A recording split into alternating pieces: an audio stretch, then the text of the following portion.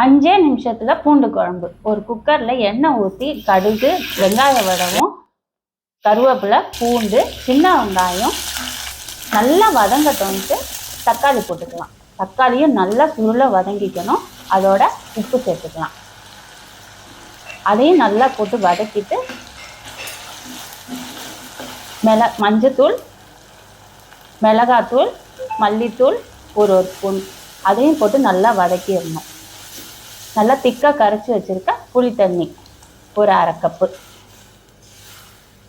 ஊற்றி நல்லா கொதிக்கட்டோன்னு குக்கர் போட்டு வெயிட் போட்டு 2 சவுண்டு விட்டுடலாம். அதுக்குள்ளே 1/2 டம்ளர் பாலில் 10 பூண்டு போட்டு நல்லா வேக வச்சு ரெடி பண்ணிக்கலாம்.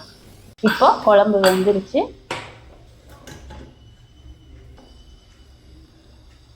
பூண்டையும் பாலையும் நல்லா மிக்சியில் அரைச்சி இதோட சேர்த்துக்கலாம்.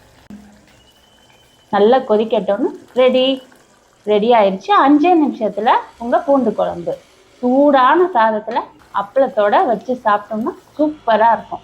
ட்ரை பண்ணி பாருங்கள்.